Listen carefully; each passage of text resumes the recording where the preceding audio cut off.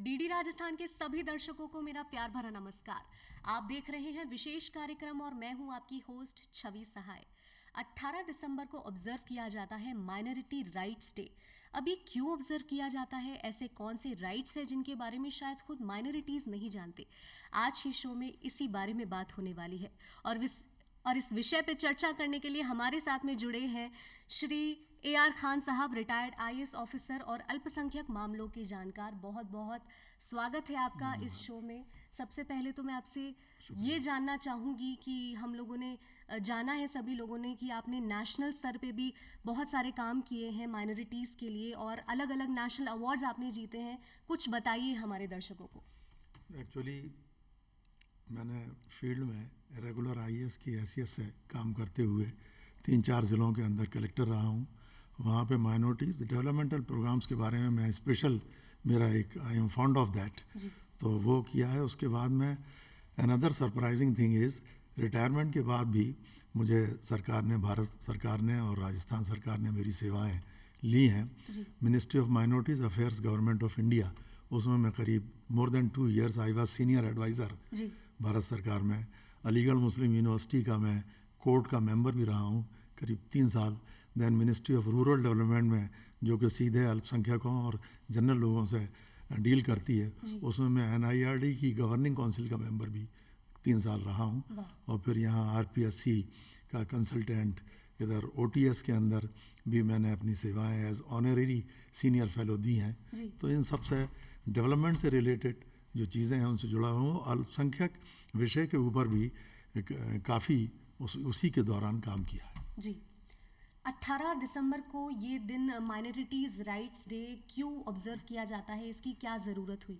देखिए, national minorities day इसको कहा जाता है। इसमें ये इंश्योर किया जाता है कि माइनॉरिटीज़ के जो राइट्स हैं उनका प्रोटेक्शन हो। पहली बात तो ये। तो आर्टिकल 14, 15, 16 वो जनरल राइट्स के प्रोटेक्शन की बात होती है और माइनॉरिटीज़ भी जनरल से अलग तो है नहीं, तो इसलिए उसमें प्रोटेक्शन की बात होती है। उसके अलावा आर्टिकल 29 एंड 30 ये कॉन्स्टिट्यूशन के, ये स्पेशली माइनॉरिटीज़ के लिए ही हैं, जनरल के बच अलहदा से होकर के। जिसमें 29, आर्टिकल 29 के अंदर तो ये आता है कि माइनॉरिटीज़ अपने कल्चर, अपना रिलीजन, अपनी लैंग्वेज, अपने ट्रेडिशन, अपने कास्ट की इनको राइट दिया जाता है, उसको प्रोटेक्ट कर सकें इस आर्टिकल 29 के ज़रिए। और आर्टिकल 30 उसके अंदर उनको राइट दिया गया है माइनॉरिटीज़ के, वो रिलीजन और लैंग्वेज के बेसिस के ऊपर अपने इंस्टीट्यूशन भी कायम कर सकती हैं, विशेष इंस्टीट्यूशन, जिसमें सरकार उनकी पूरी मदद करेगी और जो एड सरकार से मिलती है वो भी उनको मिलेगी। जी, तो ये तो हमने जाना कि माइनॉरिटीज़ के क्या क्या राइट्स लिखे गए हैं, कौन कौन से पॉइंट्स हैं, लेकिन माइनॉरिटीज़ बेसिकली है कौन से लोग, किन लोगों को माइनॉरिटीज़ हम लोग कह सकते हैं, उनकी क्या पॉपुलेशन है पूरे इंडिया में? जी हाँ, इंडिया में जो टोटल पॉपुलेशन अपनी 130 करोड़ के करीब है, उसमें से 15% अराउंड 14 पॉइंट समथिंग वो माइनॉरिटीज़ की 2011 की हिसाब से पॉपुलेशन है। और राजस्थान के अंदर अगर आप पूछना चाहें तो वो भी 9% के करीब है, जिसमें मेजर जो पार्ट है, चंक है, वो मुस्लिम माइनॉरिटीज़ का है। जी, और कौन से रिलीजन है जो माइनॉरिटीज़ में आते हैं? इसमें मुस्लिम्स हैं, मुस्लिम्स के अलावा क्रिश्चियन हैं, जैन हैं, सिख हैं, पारसी हैं और बुद्धिस्ट हैं। ये 6 जो हैं ये कैटेगराइज की गई हैं माइनॉरिटीज़ इंडिया के अंदर। अच्छा, किन पैरामीटर्स पे ये डिसाइड किया जाता है कि जो ये रिलीजन है ये माइनॉरिटीज़ है? क्या ये पॉपुलेशन होती है, एजुकेशन होती है, या किस तरीके से? इसमें पॉपुलेशन भी होती है, एजुकेशन लेवल भी होता है, इकोनॉमिक बैकवर्डनेस भी होती है। इन सब को मिला करके कोई फार्मूले बने हुए हैं, उनके डिटेल में अभी जाना आपका टाइम बहुत चला जाएगा, उसके अंदर दूसरी चीज़ें रह जाएंगी, उसके बेसिस पे ये कैटेगराइज किया जाता है। जी, अगर कोई माइनॉरिटी है, अगर वो जानना चाहे कि बहुत सारे लोग, मैं मानती हूँ कि अपने ही राइट्स के बारे में पता नहीं होता है, जैसे वुमेन को भी अपने राइट्स के बारे में ज़्यादा नहीं पता है, पूरी जानकारी नहीं है, उसी तरीके से शायद माइनॉरिटीज़ को भी नहीं है। अगर वो जानना चाहें, इस शो के बाद भी अगर उनका मन करे कि हम लोग देखना चाहते हैं हमारे क्या राइट्स है, तो कहाँ जाकर देख सकते हैं? देखिए, तो गवर्नमेंट ऑफ इंडिया का मिनिस्ट्री ऑफ माइनॉरिटीज़ बनी हुई है, वहाँ से ले सकते हैं, और वेबसाइट्स हैं इन सब की, उन वेबसाइट से पता कर सकते हैं। लेकिन आप ये कहेंगे, सवाल उठेगा, वेबसाइट हर आदमी तो देखना जानता नहीं है। जब माइनॉरिटीज़ में लिटरेसी परसेंटेज ही करीब लेडीज़ का 40 के अराउंड आता है और जेंट्स का 60, वो भी लिटरेसी नॉट एजुकेशन, जी जी तो वो देखेंगी कहाँ से? जी। तो इसके लिए मेरा यही कहना रहता है सरकारी हलकों में भी और अपने वर्किंग में भी कि जितना हो हमें अवेयरनेस कैंप्स लगाए जाने चाहिए, लिटरेचर बांटना चाहिए दूरदर्शन पे और आकाशवाणी पे, इनके माध्यम से भी हमें इन स्कीमों के बारे में जानकारी देनी चाहिए जी। तो उसी से जाना जा सकता है कि माइनॉरिटीज़ की कौन कौन सी स्कीमें चल रही हैं। जी, अभी लिटरेसी की अगर बात हुई है तो मैं ये भी जानती हूँ कि आज का जो यूथ है वो सोशल मीडिया पे बहुत एक्टिव है और सोशल मीडिया पे कई बार गलत भी बता दिया जाता है कि इस तरीके की चीज़ें हैं। अब उन सब से बचने के लिए किस तरीके से क्या अपनाना चाहिए हमारे माइनॉरिटीज़ को? अब देखिए, अब सोशल मीडिया के बारे में तो रोज़ डिबेट होती है जी बहुत सी, यू आर राइट, बहुत सारी चीज़ें उसमें गलत भी कर दी जाती हैं जी या स्पॉन्सर्ड की जाती हैं। जी तो उसके बारे में तो हमें अपने विवेक से भी काम लेना पड़ेगा और दूसरे एक्ट बने हुए हैं गवर्नमेंट ऑफ इंडिया के, उसके तहत आपने देखा होगा आज उनका ट्विटर बंद कर दिया गया, आज उनका दूसरे जो सोशल मीडिया फैसिलिटीज़ थी फेसबुक पे उनको रोक दिया गया। तो जब ऐसे केसेस डिटेक्ट होते हैं ना तो उनके साथ कानूनी कार्रवाई भी होती है। जी। अभी कुछ देर पहले हमारी बात हुई कि इस तरह की जानकारी के लिए गाँव में शहरों में कैंप्स लगने चाहिए, तो क्या गवर्नमेंट की तरफ से राज्य स्तर पे या सेंट्रल गवर्नमेंट की तरफ से कुछ ऐसे कैंप्स लगाए जा रहे हैं? देखिए, कैंप्स तो जो लगाए जाते हैं, दूसरे कैंप्स भी, उनके साथ भी माइनॉरिटीज़ का, जैसे अभी प्रशासन शहरों के संग चल रहा है, जी प्रशासन गांव के संग चल रहा है, जी डिफरेंट दूसरी स्टेट्स में भी लगते रहते हैं, उसी में इसको एक उसका हिस्सा बनाया जाना चाहिए जी। कि इन स्कीमों के बारे में जानकारी दी जाए। जी। अल्पसंख्यक वर्ग के संरक्षण के लिए संवैधानिक प्रावधान क्या है? हाँ, वो मैंने अभी जैसे आपको बताया जी कि अल्पसंख्यक विशेष अल्पसंख्यक वर्ग के लिए आर्टिकल 29 जी। और आर्टिकल 30 है, जी जिसके तहत 29 के तहत तो उनको प्रोटेक्शन और उनको कंजर्व करने का अपनी लैंग्वेज, अपना कास्ट, अपने ट्रेडिशन, जी। अपनी भाषा, अपना रिलीजन, उसके उनको राइट दिए हुए हैं, कॉन्स्टिट्यूशनल राइट। जी और 30 के अंदर they can open their own, establish their own schools, कायम कर सकते हैं एजुकेशनल इंस्टीट्यूशंस। उनके लिए गवर्नमेंट बिना किसी डिस्क्रिमिनेशन के लिए उनकी मदद करेगी। जी। माइनॉरिटीज के लिए कौन सी प्रमुख योजनाएं और प्रावधान चलाए गए हैं बाय गवर्नमेंट? देखिए, मैं आपको ब्रीफ में अर्ज करूं कि माइनॉरिटीज़ का डिपार्टमेंट जो है ये अलहदा नहीं था, पहले सोशल जस्टिस का ही एक हिस्सा होता था। जी 2007 में भारत सरकार ने, गवर्नमेंट ऑफ इंडिया ने, और 2009 में राजस्थान सरकार ने सेपरेट डिपार्टमेंट्स सोशल जस्टिस से अलहदा कायम किए। जी अब इनके अंदर जो स्कीमें लाई गई, सबसे पुरानी स्कीम जो है वो स्कॉलरशिप की स्कीम है। अच्छा स्कॉलरशिप में भी 2-3 तरह की स्कीमें आती हैं, जैसे प्री मैट्रिक, पोस्ट मैट्रिक बच्चों के लिए, और उसमें क्राइटेरिया दिए गए हैं कि इतने लाख की फैमिली की इनकम होगी तो उनको इसमें स्कॉलरशिप दिया जाएगा और फ्री उनकी एजुकेशन का इंतज़ाम किया जाएगा। जी इतनी उनकी 50% मार्क्स अगर आए होंगे तो दिया जाएगा।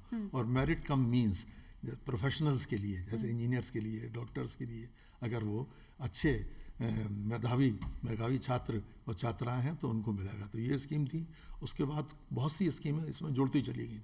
कुछ स्कीमों को मैं भी उनके बनाने में मेरे आइडियाज़ भी, जैसे एक नई रोशनी एक स्कीम आई, जी उसमें I was also associated in government of India. वो लेडीज़ के एम्पावरमेंट के लिए, अवेयरनेस के लिए, जी बैंकिंग कैसे होती है, ऋण कैसे लिया जाता है, एजुकेशनल इंस्टीट्यूशंस के अंदर एडमिशन कैसे होते हैं, तो वो एक हफ्ते के प्रोग्राम जो है वो चले जाते हैं। उस स्कीम का नाम नई रोशनी है। अच्छा इसी तरह से नया सवेरा, नई रोशनी, नई मंजिल, ये बहुत सारी स्कीमें चलाई जा रही हैं। इतना डिटेल में अपन जा नहीं पाएंगे, लेकिन स्कीमें बहुत हैं। The only disadvantage is, or limitation is, कि इनकी जो भी हम अपन लोग बात कर रहे थे, इसकी वाइड पब्लिसिटी नहीं हो पाती है। जी और उसमें वाइड पब्लिसिटी में मैं ये कहने में भी नहीं झिझकूंगा कि माइनॉरिटीज़ को भी सामने आना चाहिए। जी जी जी माइनॉरिटीज़ की तरफ से सरकार पे अगर हम हर चीज़ के लिए बैठे रहेंगे, जी जी नॉट ओनली माइनॉरिटीज़, दूसरी स्कीमें भी, जी उनका भी जब तक के खुद कम्युनिटी या कास्ट या सोशल लेवल के ऊपर आगे नहीं आएंगे, एनजीओज़ को इन्वॉल्व नहीं करेंगे, जी तब तक उनका पूरा फ़ायदा ले नहीं सकते। बिल्कुल सही बात तो ये तमाम स्कीमें चल रही हैं, बहुत अच्छी अच्छी स्कीमें हैं। एक स्कीम है जैसे पारसी, मैंने बताया ना, जी पारसियों की पॉपुलेशन बहुत कम रह गई है, तो एक जियो पारसी स्कीम हम लोगों ने चलाई। I was there at that okay time, okay कि उनकी पॉपुलेशन को किसी तरह से उनको इंसेंटिव दे करके बढ़ाया जाए। अच्छा इसी तरह से पढ़ो परदेश, यानी जो इंजीनियरिंग के लिए, डॉक्टर के लिए, इसके लिए जो जाना चाहते हैं प्रोफेशनल या किसी एजुकेशन के लिए, तो उसमें लोन ले सकते हैं वो गवर्नमेंट से. Government can facilitate in extending loans to them, और इंटरेस्ट जो है वो राज्य सरकार और भारत सरकार देगी उसका इंटरेस्ट, लोन का इंटरेस्ट. तो पढ़ो परदेश, ये इस तरह की स्कीम आ गई. एक नई मंजिल स्कीम आई. वो इसलिए आई नई मंजिल कि एजुकेशन, जैसे मदरसे के बच्चे हैं या दूसरे हैं 8th और 10th तक पढ़े हुए हैं, उनको ब्रिज कोर्सेज करा करके उनको एक लेवल पे 10th या 12th के लेवल पे ला करके स्किल डेवलपमेंट में डाल दें. तो ताकि उनके रोजगार का भी हो जाए और बेसिक एजुकेशन में. इस स्कीम में मैं भी इन्वॉल्व था भारत सरकार में. वंडरफुल. अभी बात हुई महिला सशक्तिकरण की, जैसे आपने बताया कि महिलाओं के लिए भी बहुत सारे स्टेप्स लिए जा रहे हैं, तो इस बारे में थोड़ा सा डिटेल में हम जानना चाहेंगे, क्योंकि महिलाएं जनरली झिझकती हैं या फैमिलीज को भी थोड़ा लगता है कि हम बाहर ना भेजें, क्या पता सही है नहीं है. हाँ, तो आप ज़रूर इसके बारे में हमें कुछ बताइए. इसके बारे में देखिए, ऐसा है पर्टिकुलरली जब हम माइनॉरिटीज़ की बात करते हैं तो लार्जली मुस्लिम्स की बात करने लगते हैं, क्योंकि एक तो पॉपुलेशन का चंक बहुत बड़ा है और दूसरी बैकवर्डनेस भी as compare to other minorities. आज सिख पॉपुलेशन है या क्रिश्चियन पॉपुलेशन है या जैन पॉपुलेशन है, इनका जो लिटरेसी लेवल है वो तो जनरल से भी ऊपर है. You will be surprise to know, minorities का नीचे आ जाता है. तो इनको ही सबसे ज़्यादा स्किल डेवलपमेंट के साथ एक उस्ताद एक स्कीम भारत सरकार ने चलाई है. उस स्कीम के तहत ये लेडीज़ जो हैं, या तो ट्रेडिशनली हेरिटेज से, जैसे उस्ता होते थे बीकानेर के या जैसलमेर के, और बहुत से आर्टिस्ट होते थे लंगाज, ये सब चीज़ें. तो इनको बढ़ाने के लिए गवर्नमेंट ऑफ इंडिया जो है उसमें लेडीज़ का भी इन्वॉल्वमेंट हो और वो स्किल डेवलपमेंट में. बाड़मेर में तो एक लेडी, में नाम भूल रहा हूँ उनका, उन्होंने इतना काम किया है, she was not from minorities, उन्होंने इतना काम किया है कि आज वो she has become an icon. वो जो कपड़ों के ऊपर एम्ब्रॉयडरी होती है ना, उसके बड़े बड़े ऑर्डर्स उनको मिलते हैं. तो ये गवर्नमेंट अपने लेवल पे है. लेकिन देखिए 3 स्टेक होल्डर होते हैं हर स्कीम के अंदर, चाहे माइनॉरिटीज़ की स्कीम हो या ना हो. इसमें विशेष तौर पे मैं ये कहूँगा, मेरा सजेशन ये रहेगा कि government is one stake holder जो स्कीमें चलाती है, पैसा देती है. दूसरा स्टेक होल्डर कम्युनिटी इटसेल्फ, और तीसरे जब हम अल्पसंख्यक की बात करते हैं तो बहुसंख्यक को हम नहीं भूल सकते. बहुसंख्यक का पूरा वो भी स्टेक होल्डर की तरह इस प्रोग्रामों में आएंगे, तभी ये चीज़ें बहुत कामयाबी से चल सकेंगी. जी, अभी बात हुई है जनरल कैटेगरी की, तो मैं आपसे ये जानना चाहूँगी कि जो माइनॉरिटीज़ से हटके लोग हैं, जो मेजर जिनकी संख्या है, वो किस तरीके से माइनॉरिटीज़ के राइट्स प्रोटेक्ट कर सकते हैं, किस तरीके से सपोर्ट कर सकते हैं? देखिए, इसमें सबसे पहली चीज़ तो ये है कि कम्युनल हार्मोनी होनी चाहिए. जी, अपने एक दूसरे के रिलीजन को समझना चाहिए, कल्चर को समझना चाहिए, और समझते भी हैं अपने यहाँ. आपने देखा होगा राजस्थान में और सभी जगह पूरे इंडिया के अंदर मिल करके, आज ईद का प्रोग्राम हो रहा है तो मिल के बना रहे हैं, दिवाली हो रहा है तो मिल के बना रहे हैं. बहुत सी न्यूज़ भी आपने देखा हो स्कैटर्ड आती रहती हैं, राखी है वो मिल करके बना रहे हैं. तो इससे एक तो ये प्रमोट होगा, और जब ये चीज़ें प्रमोट होती हैं तो इकोनॉमिकली भी चीज़ें जुड़ जाती हैं अपने आप. देयर शुड बी इंटरेक्शन तो हो. सही बात. जब हम घेटोस के अंदर हैं और अंदर मोहल्ले में बंद होकर के बैठे हुए हैं, ना कोई आ सकता ना हम कहीं जाते. मेरा एक ट्रस्ट और एक सोसाइटी भी मैं चलाता हूँ, and I am working. Jodhpur में भी काम करता हूँ, टोंक में भी करता हूँ, जयपुर में भी, and I go in the interior areas जहाँ गरीब तबके के लोग इंक्लूडिंग माइनॉरिटी वो रहते हैं. तो उनके अंदर स्किल डेवलपमेंट के, टेलरिंग के courses, artificial jewellery, hospital housekeeping, computer के कोर्सेज मैंने पिछले 5 साल 12 साल 10 साल में चलवाए हैं. और उनसे उन लोगों को जनरल कास्ट के साथ का, हॉस्पिटल में कई बच्ची हैं जो 8वें और 10वें पास हैं, वो वहाँ पे नर्स का काम कर रही हैं. तो दिस मतलब मिल के ही काम करना पड़ेगा जी. और मिलना तभी होगा जब इंटरेक्शन होगा जी. और इंटरेक्शन के तरीके मैंने बताई दी जी. अभी आपसे बात करते हुए मुझे ये रियलाइज़ हो रहा है कि जैसे कि कैंप्स लगे ना लगे, कैंप्स में लोग जाएं ना जाएं पता नहीं चलता, लेकिन क्या आपको लगता है कि एजुकेशन में कहीं ना कहीं ये चीज़ इंक्लूड होनी चाहिए, कहीं ना कहीं बच्चों को ये चीज़ सिखानी चाहिए? आज स्किल डेवलपमेंट तो जैसे एक बहुत पहले सीखो कमाओ योजना थी जी, वो बहुत पहले ये सब चीज़ें जो स्किल डेवलपमेंट का मिनिस्ट्री बनी है अभी जी, कोई 2015 में जी, 14-15 में जी, अभी उससे पहले 10 साल पहले स्किल ये सीखो कमाओ योजना होती थी. बच्चे काम करते थे, उनको पैसे भी मिलते थे. तो ये चीज़ें तो ये तो होना ही चाहिए. उसका स्किल डेवलपमेंट तो हो भी गया है जी जी. अभी आपने अखबारों में भी देखा होगा और मैंने भी सेक्रेटरीट में डिस्कस किया कि यूनिवर्सिटी लेवल के ऊपर भी कहीं ना कहीं उनको किसी इकोनॉमिक एक्टिविटीज़ से बच्चों को जोड़ा जाए, क्योंकि सिर्फ नौकरियों के ऊपर डिपेंड करके आप कुछ नहीं कर सकते। कितनी नौकरियां होंगी, कितनी बनेंगी नौकरियां, अल्टीमेटली आपको इसी में आना पड़ेगा। जी। अगला सवाल मैं आपसे ये पूछना चाहूँगी कि वक्फ बोर्ड के पास बताया जाता है कि काफ़ी संपत्ति है, उनसे आय प्राप्ति की क्या व्यवस्था है और क्या माइनॉरिटीज़ के विकास में उनकी तरफ से कोई सहयोग है? देखिए, वक्फ बोर्ड का ये बहुत अच्छा क्वेश्चन आपने पूछा है। इसमें वक्फ बोर्ड का थोड़ा सा मैं बता दूं एक ही लाइन में। वक्फ संपत्तियां वो होती हैं जिसको मुस्लिम लोगों ने, पैसे वालों ने, बड़े लोगों ने, या जिनको शौक था, उन्होंने अपनी प्रॉपर्टीज़ को वक्फ कर दिया। जैसे देवस्थान होता है ना, जी। वक्फ कर देना मीन्स दे देना भगवान के नाम पे, अल्लाह के नाम पे।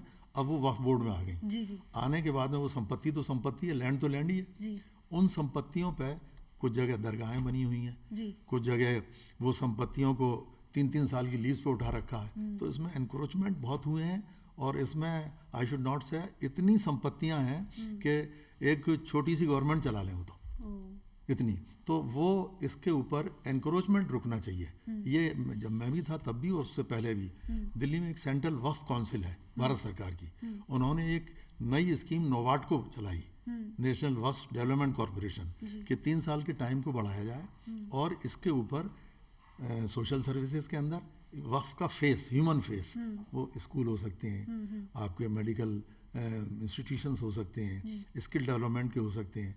ये चीज़ें अगर ये चलाएं तो बहुत बड़ी एम्प्लॉयमेंट की समस्या भी सॉल्व हो सकती है। लेकिन उनका management, I am very clear कि उतना डिज़ायरेबल एक्सटेंट तक मैनेजमेंट, फाइनेंशियल मैनेजमेंट नहीं हो रहा।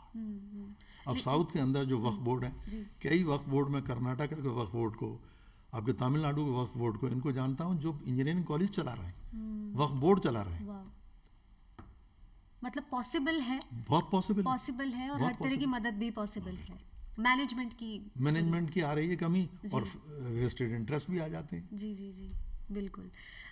मैं ये आपसे जानना चाहूँगी कि अल्पसंख्यक विकास के लिए कौन कौन सी एजेंसीज कार्यरत है राज्य स्तर पर? अब देखिए, राज्य स्तर के ऊपर तो स्टेट माइनॉरिटीज़ कमीशन है, जो अल्पसंख्यक के ग्रीवियंसेस जो होते हैं उनको एड्रेस करने के लिए गवर्नमेंट को चिट्ठियाँ लिखते हैं, उनको मोटिवेट करते हैं। उसके अलावा state minorities financial development cooperative corporation है, जो बहुत लोअर इंटरेस्ट के ऊपर भारत सरकार national minorities financial development corporation से पैसा देता है, स्टेट गवर्नमेंट उनको क्रेडिट लिमिट देती है और वो उनको लोन दे देते हैं लोअर इंटरेस्ट पे, 4-5% के ऊपर ही लोन मिल जाता है उससे बढ़ाने के लिए।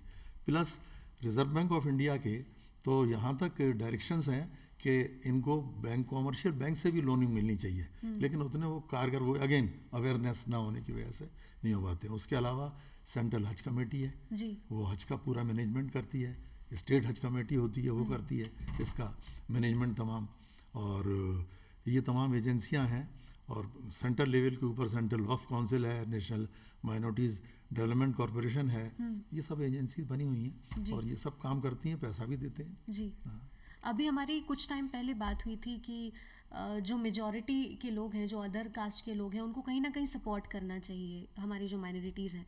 लेकिन मैं आपसे ये जानना चाहूँगी कि अगर बाय चांस किसी तरीके से, किसी नासमझी से कोई आप प्रोटेक्ट नहीं कर पाते हो या कुछ राइट्स हो जाते हैं, कुछ हो जाता है, तो उनके लिए क्या, ऐसे लोगों के लिए कोई रूल्स हैं, कोई स्ट्रिक्ट पनिशमेंट है? देखिए, ऐसा है कि जो एक 15 सूत्री कार्यक्रम जो भारत सरकार ने चलाया था 1982-83 में, वो उसमें वो ज़्यादा सक्सेसफुल नहीं हुआ। फिर 15 अगस्त 2005 से नया 15 प्रधानमंत्री 15 सूत्री कार्यक्रम आया। उसमें ये प्रोविज़न है जो आप कह रही हैं, कि जो कम्युनल राइट्स हैं या इस तरह की चीज़ें हैं, उसमें पीपल शुड बी बुक्ड और उनको पनिशमेंट बिल्कुल मिलना चाहिए। अब वो इम्प्लीमेंट किस दर्जे तक होता है और उसमें कोर्ट में जा करके कौन कौन से रूप बदलते हैं, that is a different thing, लेकिन प्रोविजन इज देयर।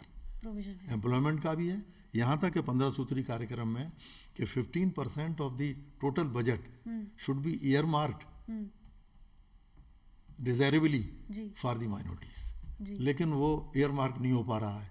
ये तो आ जाता है कि 15% आप बजट का इनके ऊपर खर्च कीजिए, लेकिन खर्च तो तब होगा जब वो एलोकेशन होगा उसके अंदर। ये तमाम चीज़। तो और आप हमारे दर्शकों को क्या संदेश देना चाहेंगे माइनॉरिटीज़ राइट्स पे? मैं तो इसमें यही कहना चाहूँगा प्रैक्टिकली देखिए दो चीज़ें होती हैं, एक एकेडमिक होती है, एक होती है practical. Because I have been the person of the field, मैं यही कहना चाहूँगा कि तीनों स्टेक होल्डर जो है, तीनों स्टेक होल्डर गवर्नमेंट, मेजॉरिटी और माइनॉरिटी कम्युनिटीज़, ये सब मिलकर के काम करें तो बहुत अच्छे रिजल्ट्स आ सकते हैं। जी, ओके। इसी के साथ हमारे जो यंगस्टर्स हैं उनमें ये जागरूकता होना बहुत ज़्यादा ज़रूरी है कि माइनॉरिटीज़ के राइट्स को किस तरीके से प्रोटेक्ट किया जाए, क्योंकि हमारा भविष्य वही है। तो ऐसे कौन से कैंप्स हैं या ऐसी कौन सी एक्टिविटीज़ हैं जो वो लोग कर सकते हैं सोशल मीडिया की मदद से, डिजिटल प्लेटफॉर्म्स की मदद से या फिर गवर्नमेंट की मदद से, ताकि ये जो अवेयरनेस है ये छोटे छोटे गाँवों में या शहरों तक पहुँचे? हाँ, मैं इसमें से यही कहना चाहूँगा कि NGOs का इन्वॉल्वमेंट जितना होना चाहिए था, मिनिस्ट्री में रहकर भी मैंने देखा और यहाँ भी माइनॉरिटी NGOs, उनका जो ग्राउंड की NGOs हैं, गांव में रह रहे हैं, तो अब ऊपर से पैरा ट्रूपर NGO आ गई, दे विल नॉट सक्सीड। वहीं की NGOs लोगों को पार्टिसिपेशन हो, पीपल्स पार्टिसिपेशन, तो ये काफ़ी इनके फ़ायदे मिल सकते हैं। तो उसके लिए मैंने भारत सरकार से जब मैं था तो एक वर्कशॉप मैंने करवाई थी यहाँ OTS के अंदर। I was the person who coordinated that was the workshop on capacity building of minority NGOs। अभी इन्वॉल्वमेंट इनका नहीं है। जो टॉप NGOs है ना, बड़ी बड़ी, वो तो मिनिस्ट्री में जाकर के करोड़ों रुपए का उनको मिल जाता है, क्योंकि वो पैरामीटर्स को पूरा करती हैं। इन NGOs को जो है, अगर इनको साथ में लिया जाए, और NGO जैसे अरावली यहाँ राजस्थान में एक बना था, that was for the creation and promotion of NGOs। तो NGOs जितनी ज़्यादा बढ़ाई जाएंगी और ग्राउंड लेवल पे, विलेज लेवल पे, टाउन लेवल के ऊपर, वैसे ही इनकी पार्टिसिपेशन होगा और रिजल्ट्स अच्छे हैं। NGOs की बात हुई है तो मेरे दिमाग में एक और यहाँ पे सवाल आता है कि जैसे आपने बताया कि कुछ माइनॉरिटीज़ के लोग हैं जो बहुत ही ज़्यादा फाइनेंशियली स्ट्रॉन्ग हैं, क्या वो जो फाइनेंशियली इतने स्ट्रॉन्ग नहीं है लोग, उनकी मदद करते हैं? क्या माइनॉरिटीज़ ही माइनॉरिटीज़ को प्रॉपरली सपोर्ट कर रहे हैं? कहीं वहीं तो दिक्कत नहीं है मेजरली? देखिए, मैं फ्रेंकली स्पीकिंग, मैं 2007 से तो मेरा एक NGO है, प्रोग्रेसिव मुस्लिम सोशल सर्किल, और 2013 से AR welfare foundation, both are working. उसमें सरकार के लोग भी जुड़े हुए होते हैं, एडिशनल चीफ सेक्रेटरीज, दूसरे लोग, उनको ले जाता हूँ प्रोग्रामों में। अंदर इंटीरियर के अंदर स्वेटर्स हैं, बैग्स हैं, यूनिफॉर्म्स हैं, इन सबको बांटने का काम। अब कल मैं कंबल्स के ऑर्डर दे रहा हूँ, ब्लैंकेट्स के, कल आज ही मैंने मंगाए। तो वो लोग मुस्लिम्स के अंदर, मैं सिखों के अंदर खूब है करते हैं, क्रिश्चियंस में खूब करते हैं, मुस्लिम्स में मैं माफ़ी चाहूँगा जो भी आपके दर्शक हैं उन सब लोगों से, उतना पार्टिसिपेशन, फाइनेंशियल पार्टिसिपेशन उतना नहीं है जितना होना चाहिए। It may be because of lack of education. हाँ, बट वो जोड़ सकते हैं, वो जिस दिन भी चाहे वो आपके NGO से जुड़ सकते हैं, किसी जुड़ सकते हैं। हम कोशिश करते हैं बराबर, मैं तो बराबर लगा हुआ हूँ कोशिश करने में। बहुत बहुत बहुत ही अच्छा है ये, और बहुत जानकर बहुत खुशी हुई AR खान साहब कि आप इतने बेहतरीन काम कर रहे हैं और इतने इम्पॉर्टेंट टॉपिक में आपने हमें एनलाइटन किया। तो सबसे यही गुजारिश है कि जो लोग मेजॉरिटी में आते हैं वो माइनॉरिटीज़ के राइट्स का ख्याल रखें, और जो माइनॉरिटीज़ में स्ट्रॉन्ग हैं, जो फाइनेंशियली स्ट्रॉन्ग हैं, वो अपने से नीचे स्तर के लोगों की मदद करें, NGO से ज़्यादा जुड़ें और जितना हो सके दूसरों की मदद करें, खुश रहें। बाकी मिलेंगे एक और दिलचस्प विषय के साथ में विशेष कार्यक्रम में। अभी के लिए आपसे विदा लेने का वक्त आ गया है। This is Chhavi Sahay. Thank you so much. Thank you very much.